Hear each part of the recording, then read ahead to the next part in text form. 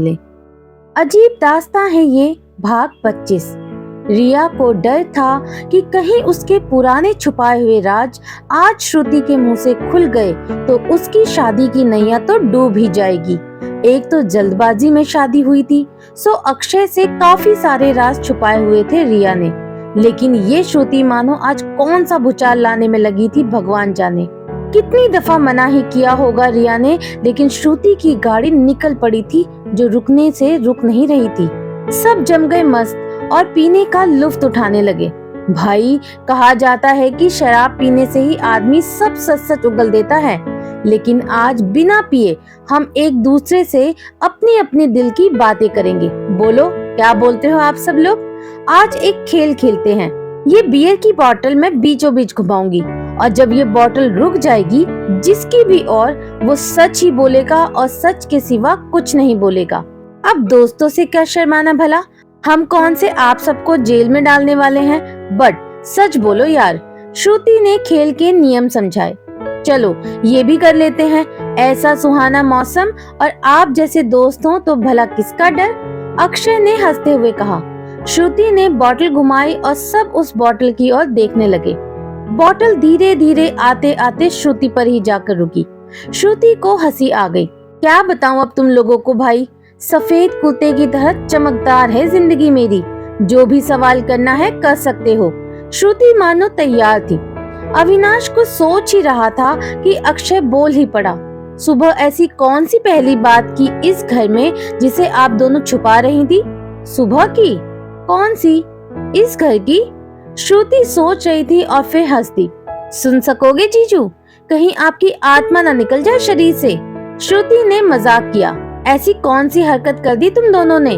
अक्षय ने कहा। तो सुनिए सब लोग, श्रुति ने बताना शुरू किया। बात उन दिनों की है जब हमने कॉलेज जाना शुरू किया था। अब हमारे कानपुर में लोग इतने मॉडर्न तो है नहीं कि सब खुल्लम खुल्ला करे। घर पर कोई शराब नहीं पीता था और पापा और चाचा जी बाहर बार से ही पीकर आते थे। एक बार छत पर हमने भैया को अपने दोस्तों के साथ पीते हुए पकड़ ही लिया। पकड़ा था रंगे हाथों, तो ऐसे कैसे छोड़ती भला। मैंने रिया को बुला लिया और हम चारों मिलकर पीने लगे। भैया डर के मारे ही ज्यादा पेप्सी में इतना सा वाइन दे देते थे। हमें तो लगता था कि हम शराब पी रहे हैं और ऐसे ही हम भी इंजॉय करते थे। हमें 4 साल तक पेप्सी कम शराब में फर्क ही नहीं पता था। हम तो खुद को ऐसे ही पियक्कड़ की उपमा दे बैठे थे।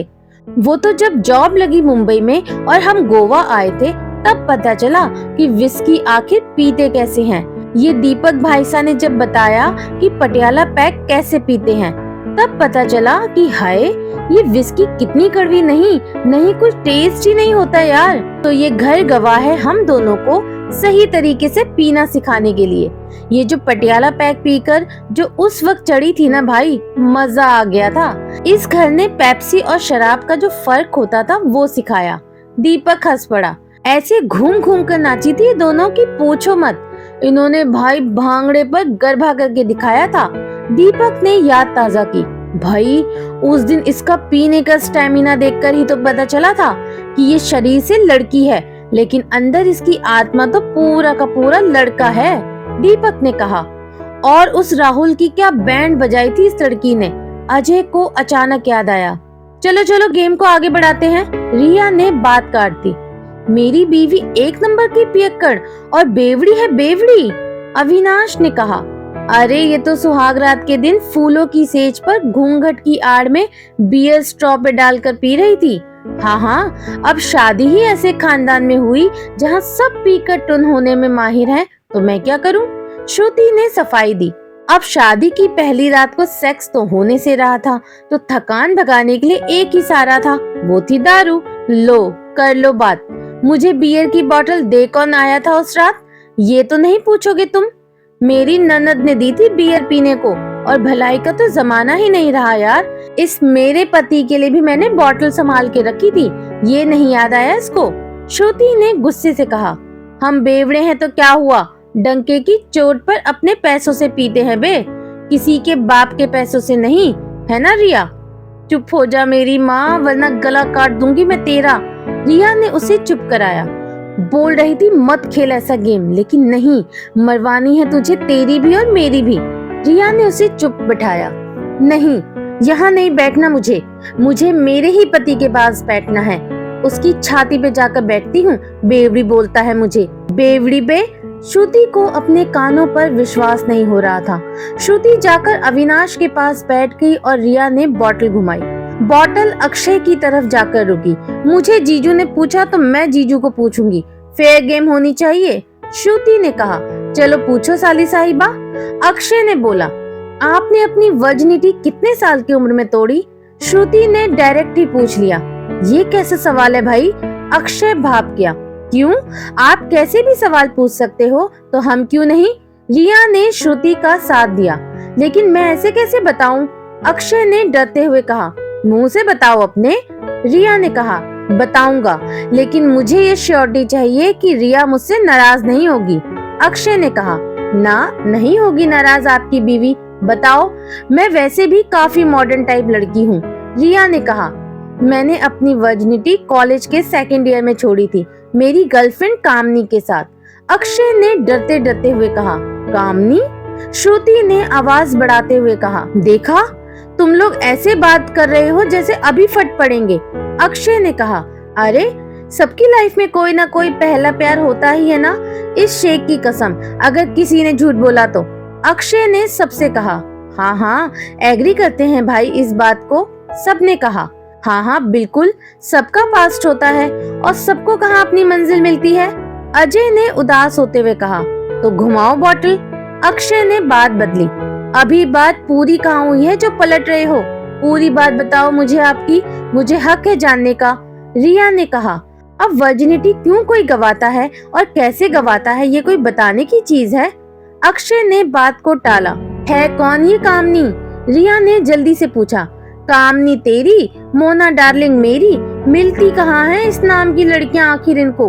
हमें सेकंड हैंड मटेरियल थमा के हमसे उम्मीद रखते हैं कि हम वर्जिन है या नहीं, श्रुति ने गुस्से से कहा। मैंने कब तुमसे सवाल पूछा श्रुति? अविनाश ने सफाई दी। चोर की दाढ़ी में तिनका, हाँ?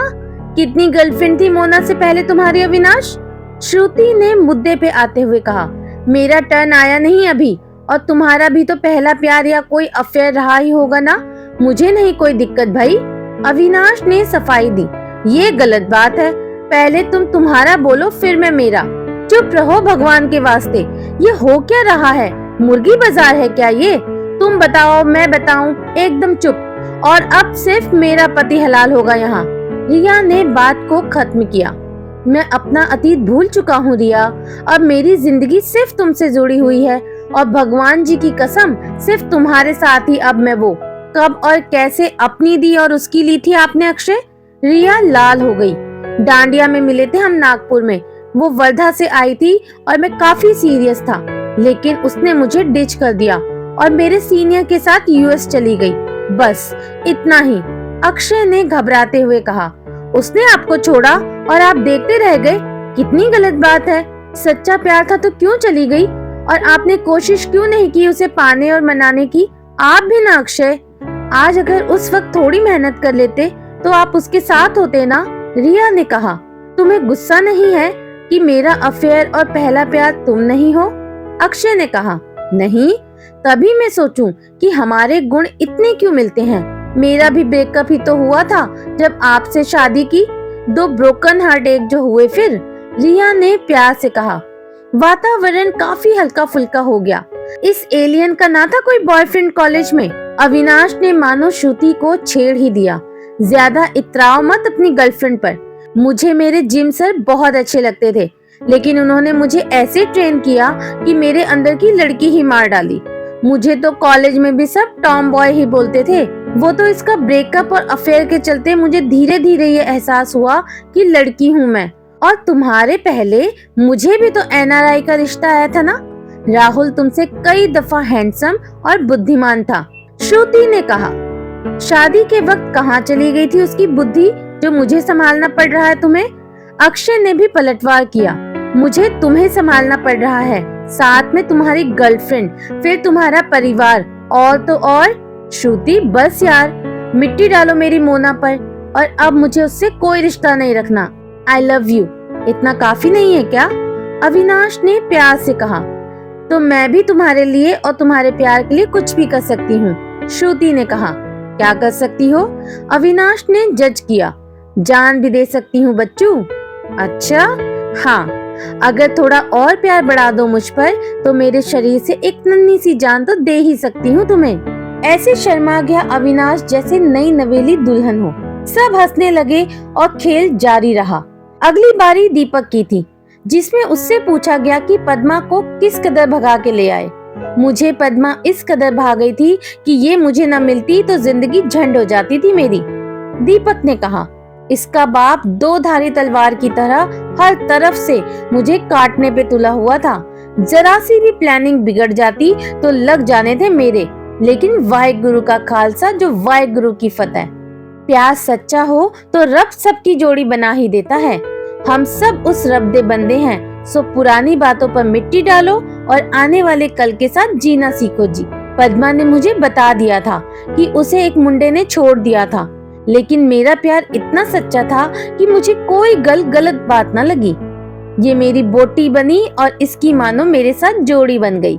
इतिहास हो या ना हो, जब अब आपके साथ वो खुश रहे। मैं पीता हूँ, ये मुझे पिटवाती है, लेकिन मेरा और मेरे घर वालों का ख्याल भी ये कुड़ी ही रखती है। ये कुड़ियाँ मायके से आकर अपना घर समझ हमें ही नहीं तो पूरे कुनबे को अपना बना लेती है। हम इनकी बीती हुई जिंदगी नहीं अपना सकते यारा। दीपक ने ऐसी बात कह दी कि सबको उस पर प्यार आ गया। आज भी दिल के एक कोने में कामनी याद आती है, लेकिन इसका मतलब ये नहीं कि मेरा प्यार कम हुआ है रिया तुम पर। अक्षय ने रिया का हाथ पकड़ा। मुझे भी राहुल की याद आती नहीं है, क्योंकि तुम्हारा प्यार ही इतना है कि उसे भूलने में मुझे जरा भी टाइम नहीं लगा।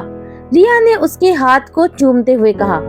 मैं फिर क्यों कम पड़ गई जो अभी भी अविनाश मोना को भूल नहीं पाया है? श्रुति ने मन ही मन में कहा।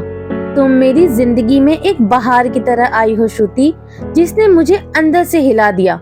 इजहार कर नहीं पाता हूँ, लेकिन प्यार करने लगा हूँ तुमसे, अविनाश ने भी मन ही मन में कहा। दोनों शांत थे और बस आंखों की भाषा शुरू थी। कहना काफी कुछ था, लेकिन होठ दोनों के बंद थे। अविनाश मन ही मन सोचे जा रहा था कि आज की रात इतनी यादगार बना दूं कि श्रुति मेरी बाहों में सब कुछ भूलकर मुझे प्यार करने पर मजबूर हो जाए। इधर श्रुति सोच रही थी कि आज ऐसे जलवे दिखाऊं इस पोंगे को कि मोना को भूल सिर्फ मेरा ही गुणगान गाते फिरे ये पागल। स्यापे थे यारो, वो दिन भी क्या दिन थे जब हमने अपनी जवानी में कैसे कैसे झंडे गाड़े थे। दीपक ने भी भूली बिसरी यादें ताजा कर दी। हाँ, वो लड़कियों के पीछे पीछे गाड़ी चलाना और कोई पट जाए इसलिए उनके घर के चक्कर लगाना। नोएडा के वो कॉलेज के दिन जब गर्लफ्रेंड के गली के चक्कर काटने के लिए वहाँ के दूध वाले से लेकर कचरा डालने वाले तक से सेटिंग जमा के रखी थी हमने। साले दोस्त अपनी गर्लफ्रेंड को फ्लैट पर क्वालिटी टाइम बिताने के लिए लाते थे और हम पराठे वाली गली में घंटों बातें किया करते थे, अजय ने याद करते हुए कहा। एक दूसरे की सेटिंग से बचने के लिए बोले गए वो झूठ तो भगवान भी माफ न करे, दीपक ने पद्मा की नजरों को चुराते हुए कहा। हाँ, और टाइटैनिक मूवी डर के मारे 10 बार इसलिए देखी कि कहीं वो गाड़ी वाला और ड्राइंग वाला सीन दिख जाए। पद्मा ने भी तार छेड़ दिए। हैं? तूने टाइटैनिक कब देखी जानू? दीपक ने पद्मा से पूछा। जब तुम दूध वाले बनकर अपने सेटिंग को चॉकलेट दिया करते थे, पद्मा ने ताना मारा। हम लड़कियों को भी मजे करने होते हैं लाइफ में, देख नहीं सकते क्या कोई फिल्म, या फिर राह देखती रहे कि कब शादी हो और कब तपस्या भंग कर तुम्हारे साथ देखें? हम भी देख सकते हैं, भले ही छुप छुप कर देखी हो। वैसे तुम्हारी हरकतें देख के लगता है कि तुम्हारा तो पूरा का पूरा कलेक्शन होगा फिल्मों का, पद्मा ने तुक्का मारा। हाँ जी, बड़ा कलेक्शन था, जिसे खेतों में जाकर कोठी के ऊपर छत पर सिंटेक्स की टैंकी में गद्दा डालकर ऊपर से सब बंद कर हम लैपटॉप में देखा करते थे। कितने ही दिन पापा जी को ये बहाना बनाकर खेत गए थे कि नोट्स बनाने स्टडी को लेकर, लेकिन नोट्स ये बनते थे जी। दीपक अपनी ही बात पर हंस पड़ा। गुस्से से लाल तो पद्मा हो रखी थी। ठरकी कहीं के। ओए, गलत बात। यहाँ खेलने से पहले ये बात हुई थी कि सच्ची सच्ची गलदस्ता है। अब सच बोलने पर ये कैसा तेरा गुस्सा, कैसा प्यार है सनम। मैं तुझ पर अपनी जान निछावर करता हूँ, दीपक ने भोली सी सूरत बनाकर कहा। पागल कहीं का। पद्मा भी शर्मा गई। कितनी ही देर तक कई सारी बातें और राज खुलते गए, लेकिन किसी को गम न हुआ। सब उस वक्त को और एक साथ बिताए लम्हों को याद कर खुश हुए जा रहे थे। आधी रात हो गई, लेकिन कोई सोने के मूड में नहीं था।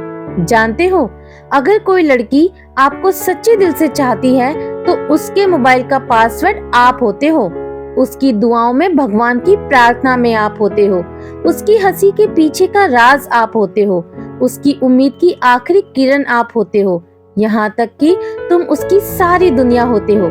इसलिए जब भी किसी को अपना बना लिया ना, तो वो आपकी जिंदगी का वो हिस्सा बन जाता है जिसे आप कभी गंवाना पसंद न करोगे। आप दोनों की नई नई शादी है, इसलिए ये बात समझने में शायद थोड़ी देर लगे, लेकिन जब समझ आएगी तब जिंदगी आपकी और खूबसूरत हो जाएगी। पद्मा बातें किए जा रही थी और सब मन लगाकर उसकी बातें सुन रहे थे। मैं आई गो टू टॉयलेट मिस, दीपक ने पद्मा से पूछा।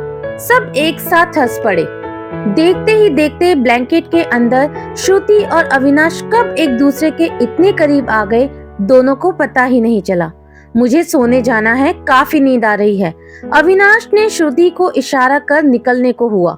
श्रुति को अब कब कमरे में जाऊं, इसकी बेकरारी लगी हुई थी। वहां अविनाश ने कमरे में आते ही श्रुति के लिए एक सरप्राइज प्लान कर रखा था। अच्छी खासी महफिल रंग गई थी, इसलिए अविनाश का जाना किसी को बुरा नहीं लगा, लेकिन श्रुति उसका इशारा समझ गई थी। किसी न किसी बहाने से वो भी वहां से खिसक लेना चाहती थी, लेकिन अब ऐसे बातों में लगे थे कि पूछो मत। श्रुति ने रिया को बहाने से बाजू में बुलाया, लेकिन रिया भी ब्लैंकेट की आड़ में अक्षय से चिपकी हुई थी। वो तो श्रुति की बात सुनने से रही। आखिरकार श्रुति को उसे उठाकर साइड में लाना ही पड़ा। क्या है, क्यों इतनी जल्दी है मुझे यहाँ लाने की? कौन आधी रात को ऐसे मरे जा रहा है? चुपचाप बैठने से नहीं रहा जाता तुझे, जो मुझे भी अक्षय के पास से उठा ले आई यहाँ? अब बुद्ध बनी क्या खड़ी है? बताएगी कि कौन तेरे पीछे पड़ा है जो मुझे यहाँ ले आई तू? रिया को अक्षय से दूर जाने से ही दिक्कत हो रही थी। देख रिया, मुझे जाना पड़ेगा अभी कमरे में, इमरजेंसी है अभी के अभी। कैसे जाऊं यार, अब तू ही बता, श्रुति ने धीरे से कहा। उसमें क्या है, टॉयलेट जाने के लिए भी अभी मेरा सहारा लेगी तू पगली? क्या थोड़ी देर में पहले क्या क्या खाया, इसका डेमो और सुगंध लेती रहूं बाथरूम के बाहर बैठकर मैं? रिया को कुछ समझ न आया। नहीं री, ऐसी बात नहीं है, श्रुति ने कहा। तो क्या तेरे पति ने पहले से ही बाथरूम कैप्चर कर रखा है? तभी सोचूं कि आए क्यों नहीं जीजू अभी तक। अब ऐसा होगा ही, अगर आदमी 2 दिन का एक साथ खा ले तो 2 नंबर तो आएगी ही ना। लगे रहो एक अपने बाथरूम में और तुम चलो मेरे कमरे के बाथरूम में। काहे इतना ठूस ठूस के खाते हो, जो ऐसे आधी रात को अणुबम छोड़ रहे हो दोनों पति पत्नी? रिया ने बोल ही दिया। अणुबम तू और तेरा पति छोड़ते होंगे, तभी इतना एक्सपीरियंस है लगता है। हमें वहां नहीं जाना जहाँ तू भेजना चाहती है पगली। मुझे अपने बेडरूम जाना है, जहाँ अविनाश मेरा इंतजार कर रहा है। कैसे कैसे कातिल इशारे करके गया है पता है तुझे? मैं तो शर्म से पानी पानी हो गई थी। ऐसा पहली बार हुआ है कि अविनाश को इस तरह मूड आया हो प्यार करने का, वरना हमारा काम तो झगड़े बिना होता नहीं है। अब अविनाश कमरे में गए हैं तो मैं ऐसे कैसे जा सकती हूँ? मुझे भी थोड़ा तैयार होकर जाना पड़ेगा ना, श्रुति ने शर्माते हुए कहा। तो क्या आप कमरे में जाने से पहले तू कामसूत्र की किताब पढ़ना चाहती है क्या? या फिर तुझे मैं सेक्स के टिप्स देते विदा करूं कि जा श्रुति जा, जी ले अपनी जिंदगी? रिया ने बिगड़ते हुए कहा। आधी रात को अब क्या किताब पढ़ी जाती है? और ऐसी चीजें पढ़ने से ज्यादा करने से हासिल होती है ना। तुम लोगों का तजुर्बा तो बड़ा है इसमें, तभी तो 1 महीने में रिजल्ट ऑनलाइन था तुम्हारा। श्रुति ने चूटी काटी उसे। तो क्या अब मेरा तजुर्बा खड़े खड़े सुनना चाहती है कि कब और कैसे अंजाम दिया इस वारदात को हम दोनों ने? रिया ने हैरानी से पूछा। नहीं रे पाजी, अब जब अविनाश पहले ही कमरे में जा चुका है तो मैं जाकर वहाँ क्या करूँ? इससे अच्छा कि मैं तेरे कमरे में तैयार होती हूँ, तेरी कोई हॉट सेक्सी सी नाइटी पहनकर, ताकि उसे सरप्राइज दे सकूं। कैसा लगा मेरा आइडिया? श्रुति ने आंखें बड़ी की। बेकार सा आइडिया है तेरा ये। नाइटी से अच्छा है कि मेरी सिल्क या शिफॉन की साड़ी पहन ले। कमर के नीचे साड़ी पहन और साथ में स्लीवलेस ब्लाउज, बाल खुले छोड़ और हल्का सा मेकअप कर ले। ऐसा गजब ढा जीजू पर कि तेरी साड़ी के पल्लू से जिंदगी भर के लिए बंध जाए वो। क्या बोलती है? इसमें तो कितना टाइम वेस्ट हो जाएगा रिया। नाइटी ठीक है ना, उसे जल्दी से एक्साइट भी कर लूंगी और मेरी गोरी गोरी टांगे देख वो पोंगा पागल भी हो जाएगा। क्यों, ठीक है ना? श्रुति ने अपना दिमाग लगाया। उससे अच्छा 2 पीस में ही क्यों नहीं चली जाती तुम श्रुति? पीछे से पद्मा ने अपना खुद का सजेशन दिया। क्या पद्मा भाभी, तुम भी ऐसा कोई करता है भला, और इतना भी एक्स्ट्रा फॉरवर्ड बनकर? श्रुति ने बात को काटा। ये जो मेरा पेट गुब्बारे की तरह फूला है ना, इसका दर्द मुझसे ज्यादा कोई नहीं जान सकता। नीचे गिरी हुई चीज तक देख नहीं पा रही हूँ और सूखी भिंडी से फूल के बैंगन बन चुकी हूँ। इसका जिम्मेदार मेरा पति ही है। अब तो गालियां देने का भी मन नहीं करता मेरा दीपक को कि क्या से क्या कर दिया मुझे तुमने। पद्मा ने गुस्से से कहा। तो तुम माँ बनने में खुश नहीं हो क्या? श्रुति ने पूछ ही लिया। खुश हूँ, बहुत खुश हूँ, लेकिन ज्यादा खुशी तब होती जब मेरे साथ साथ दीपक भी माँ बनता। तब पता होता उसे कि किन किन तकलीफों से गुजर रही हूँ मैं। चलो छोड़ो ये बातें, तुझे तैयार होकर जाना है ना कमरे में, तुम मेरे कमरे में चल और देख मैं कैसे तुझे तैयार करती हूँ। तीनों पद्मा के बेडरूम में चले गए। पद्मा ने अपने कलेक्शन में से एक मस्त सी नाइटी जो कि पिंक कलर की थी वो श्रुति को पहना दी। साथ में रिया ने भी तभी पद्मा की ही एक और नाइटी निकालकर पहन ली। उसने भी बहती गंगा में हाथ धोना ही ठीक समझा। पद्मा सजेशंस दिए जा रही थी और दोनों उसका कहा मान वैसे ही तैयार हो रही थी। जब दोनों तैयार हुई तो दोनों के चेहरे देखने लायक थे। बड़ी सुंदर और सेक्सी लग रही थी दोनों। आज तो तूफान आ जाएगा बेडरूम में। हाय, इतनी सुंदर तो मैं कभी नहीं लगी यार, श्रुति ने कहा। हाँ भाई, अक्षय मुझे ऐसे देखेंगे तो आउट ऑफ कंट्रोल हो बैठेंगे।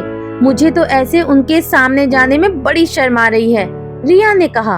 अब जब कांड करने निकल ही पड़ी हो तो शर्म लाज लज्जा को जरा अपने सिस्टम से ब्लॉक कर ध्यान दो जरा। पद्मा ने अलमारी से पैकेट्स निकाला और दोनों को थमा दिया। अपने अपने ऋषि मुनियों से कहना कि तपस्या भंग तो करे लेकिन इसका फल न दे। जरा सावधानी रखे कुछ करते समय। अभी अभी शादी हुई है तुम दोनों की, बच्चे तो होते रहेंगे। जिसे जब आना है वो दुनिया की परवाह किए बगैर आ जाता है। हमारे हाथ में यही पैकेट्स हैं जिससे हम अपनी सुरक्षा कर सकते हैं। बाकी तुम दोनों समझदार हो, जाओ और जीत के आओ। पद्मा ने दोनों को जैसे आशीर्वाद दिया। निकल पड़ी दोनों अपने अपने कमरों की ओर। इधर रिया ने एक फोटो भेज अक्षय को मानो सामने से इनविटेशन दे दिया कमरे में आने का। तो उधर श्रुति खुद जा रही थी अपने कमरे में। श्रुति ने दरवाजा नॉक किया तो दरवाजा अपने आप खुल गया। श्रुति ने अपना एक पांव आगे बढ़ाया और दरवाजे को खोला। जैसे ही वो अंदर आई तो अविनाश ने पीछे से उसके आंखों पर मखमल के रुमाल से पट्टी बांध दी और दरवाजा बंद कर दिया। श्रुति को ये भी बड़ा रोमांटिक लगा। अविनाश ने उसका हाथ अपने हाथों में लेकर उसे आगे लाकर बेड पर बिठाया। श्रुति अब इस इंतजार में थी कि अविनाश अब उसे क्या सरप्राइज देगा। अविनाश ने धीरे से म्यूजिक प्लेयर बजा दिया जिस पर सॉफ्ट लव सॉन्ग्स लग गए। वातावरण और भी रोमांटिक हो गया। श्रुति की आंखों पर अब भी पट्टी बंधी हुई थी। अविनाश ने उसे कहा कि वो 3 बोले तभी आंखों से पट्टी खोलना। 1, 2, 3। अविनाश के बोलते ही श्रुति ने धीरे से अपनी आंखें खोली। कमरे में अंधेरा था और डिम लाइट का उजाला हर तरफ था। अविनाश ने कुछ मोमबत्तियां लगा रखी थी कमरे में जिससे कमरे का लुक ही बदल गया था। उसका ध्यान अब अविनाश पर गया और उसकी हंसी निकल गई। श्रुति जोर जोर से हंसने लगी थी। अविनाश को कुछ समझ नहीं आया लेकिन फिर वो उसके पास जाकर बैठ गया। मुझे लगा तुम्हें मैं इस लुक में ज्यादा अच्छा लगूंगा श्रुति। आखिर ये तुम्हारी पसंद की जो थी, याद है तुम्हें? अविनाश ने उसे कुछ याद दिलाया। हाँ हाँ, कैसे भूल सकती हूँ, लेकिन मुझे तुम्हें अपने नाइट सूट में देखने की आदत है, इसलिए तुम्हें इस मिक्की माउस वाले बॉक्सर में देखकर मेरी हंसी निकल गई। क्यों पहना तुमने ये अविनाश? तुम्हें रिझाने के लिए श्रुति। तुम अलग अलग कपड़े पहनकर हमें रिझा सकती हो तो हम क्यों नहीं अपनी पत्नी को रिझा रहे हैं भाई। सोचा सिर्फ बॉक्सर में रहूंगा तो तुम भी अंदर से कुछ महसूस करोगी। अविनाश ने उसे अपनी ओर खींचा। ऐसे रिझाते हैं, मुझे तो पता नहीं था। अब जरा नाच के दिखाओ ताकि मुझे अंदर से कुछ कुछ हो। श्रुति ने हुक्म छोड़ा। जो हुक्म मेरी जानू। अविनाश ने बॉक्सर में ही श्रुति के सामने नाचना शुरू किया। अविनाश अपनी जिंदगी में ऐसा कुछ पहली बार कर रहा था। उसे श्रुति को रिझाना कुछ ज्यादा ही अच्छा लग रहा था। आज तक उनमें जो भी नजदीकियां आई थी वो ऐसे ही झगड़ों से या अनजाने में आई थी। आज पहली बार ये एहसास हो रहा था कि प्यार तो अब शुरू हुआ है। श्रुति की भी हालत कुछ अलग नहीं थी। अपने पति को ऐसे देखकर और आज शादी के बाद पहली बार उसके लिए कुछ करते देख उसे बड़ा अच्छा लगा था। श्रुति बैठकर मजा ले रही थी कि अविनाश ने उसे अपना हाथ आगे रख नाचने के लिए कहा। दोनों एक दूसरे के साथ नाच रहे थे। बड़ा ही रोमांटिक माहौल बना हुआ था कि अविनाश ने अपने होठ श्रुति के होठों से लगा दिए। ऐसा 440 वोल्ट का झटका लगा श्रुति को। पहली बार वो किस को एंजॉय कर रही थी। अविनाश की गाड़ी निकल चुकी थी। अचानक श्रुति को रोना आ गया। अविनाश भाग गया। उसे अपनी बाहों में ले उसने उसे रोने से मना कर दिया। मैं जानता हूँ श्रुति कि तुम अभी फिर तैयार नहीं हो। कोई बात नहीं श्रुति, मैं इंतजार कर सकता हूँ। आज नहीं कुछ हो पाया तो 4-5 दिन के बाद मुंबई में अपने बेडरूम में फिर से कर लेंगे। क्यों यार, तुम्हें ऐसे वक्त ही पीरियड आते हैं? मुझे समझ नहीं आता। हैं? मुझे पीरियड नहीं आए हैं अविनाश, श्रुति ने उसे समझाया। नहीं आए हैं पीरियड तो रो क्यों रही हो? किस करते हुए मैंने कुछ गलत कर दिया क्या? अविनाश ने पूछा। नहीं, आज पहली बार किस करते हुए मुझे ऐसा लगा जैसे पहली बार तुम मुझे किस कर रहे हो दीपू। मुझे आज तुम्हारे करीब आकर ऐसा महसूस हो रहा है जैसे मैं नए सिरे से तुमसे मिल रही हूँ। मुझे इस दीपू की आंखों में सिर्फ मेरे लिए ही प्यार दिख रहा है।